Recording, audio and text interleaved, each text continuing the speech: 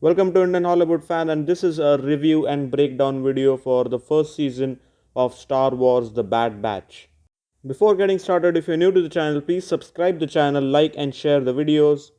And obviously, we are going to talk a lot about the show, which also includes the spoilers. So, this is an official spoiler warning. And with that being said, let's start with the first episode, which is titled Aftermath. And just like Star Wars: The Clone Wars, it started with an official, theatrically released movie. It was a similar situation here. This first episode is set to be an episode, but it's kind of its own movie. So obviously, the episode begins with young Caleb Dune, who, we all know that he becomes Kanan Jarrus in Star Wars Rebels, and then basically we learn that Bad Batch was there with him when Order 66 happened, and then except Crosshair, none of the other members of the Bad Batch, none of their inhibitor chips were activated during Order 66. And I think the first episode was a pretty cool episode. Having said that, it happens just soon after Revenge of the Sith. Then basically we see the backdrop of what happened after Order 66, and obviously we meet Omega, who's like our new character in the show who joins Bad Batch. But then obviously she replaces Crosshair, who because of his inhibitor chip, he has to follow the commands and the orders given to him by the Empire and Tarkin. Moving on to the second episode, which was titled Cut and Run, which is about the character of Cut from Star Wars The Clone Wars. I thought that initially it felt like a filler episode, but I think it's important for the character development of Omega and Hunter, as well as the fact that we as an audience are getting adapted to post Revenge of the Sith world. As far as the third episode is concerned, which is titled Replacements, I think the stuff which is happening with Hunter and Omega and all the other Bad Batch, I think that was really very cliche and boring, because it felt like they just kind of did the same stuff which we see in the Alien movie. There's a creature, and then we need to kill him and all that stuff. But then the stuff which is going on with Crosshair, I think that was interesting, because he goes to Saw Gerrera's camp, and then he kills some of the rebels. So I think that was really interesting. So I think from Crosshair's point of view, the third episode was pretty good, but the rest of the Bad Batch was just just boring stuff. And then the fourth episode, which is titled Cornered, was an episode completely based on, Fennec Shand, who is trying to. She basically kidnaps Omega from the Bad Batch so that, she can get the bounty on her, which is being said by the Communions. I think it was a pretty interesting action based episode. It was kind of a heist episode where Fennec Shand is trying to, get Omega, but then the Bad Batch is trying to save her. I think that was a fun little episode. And the fact that Fennec Shand is a character which we already have seen in live action in The Mandalorian, I think it also adds a good amount of world building to, the overall Star Wars universe. And then we get to the fifth episode titled Rampage. Then this was a clear cut filler episode. So you guys might remember the Rancor from Return of the Jedi, who's at Jabba's palace, and Luke kind of kills him to save himself. So a little, a young Rancor is shown in this episode who needs rescuing, because it's Jabba the Hutt and Bib Fortuna who are paying the Bad Batch, and basically this is just a side mission for the Bad Batch. So I wasn't really impressed with this episode. I think it just had like little connections to Return of the Jedi, but other than that, I think this was just a filler episode so that they could just complete their 16 episode season. That brings us to the sixth episode, which is titled Decommission. So, if you remember the Martez sisters from season 7 of the Clone Wars, so a lot of people thought that both of those sisters were irritating, but I think this episode, in a way, redeemed those two characters, because in this episode they feel like very different characters. I think it all happens because of the development which both those characters went through with their adventures with Ahsoka.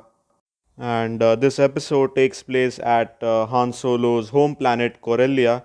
So I think that was a pretty good world building element there. And not just because of Martez sisters, but overall I think it was a pretty decent episode. Uh, and a good way to connect the Bad Batch and the Martyr sisters, both of those who which were introduced in season 7. And then let's talk about episode 7, which is titled Battle Scar. So it is definitely one of the best episodes of the show. And I think the big reason for that is because we see Captain Rex again. So, he meets the Bad Batch, and then he suggests them to remove their inhibitor chips so that, they won't affect them, in their future. But then obviously they already foreshadowed that Wrecker was going through uh, a bit of that inhibitor chip stuff. But then obviously at the end of the day, because of Rex, they all removed their inhibitor chips so that they might not be loyal to the Empire anymore. And then we get to episode 8 titled Reunion, which is a reunion between Crosshair and the rest of the Bad Batch. Obviously, in this terms, Crosshair is literally hunting them down with the Empire.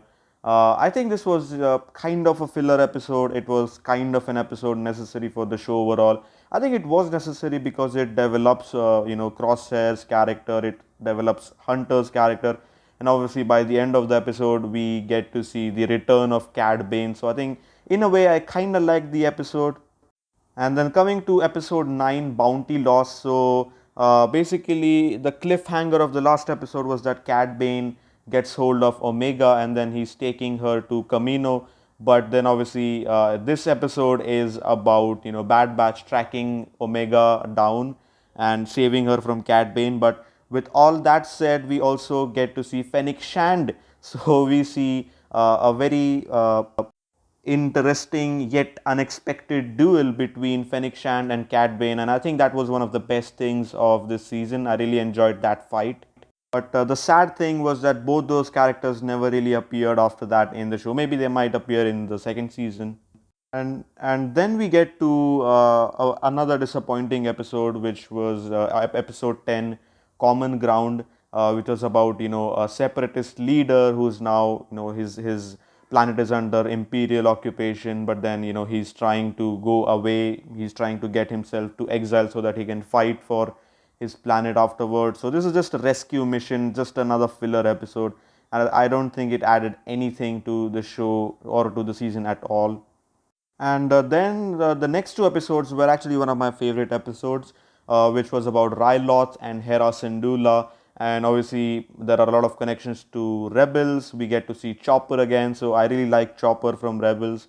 And I think both those episodes were pretty interesting because episode 11 has no Bad Batch at all. It's basically shown from the point of view of Hera Syndulla. So I think I really like that episode. I really like that take on that episode.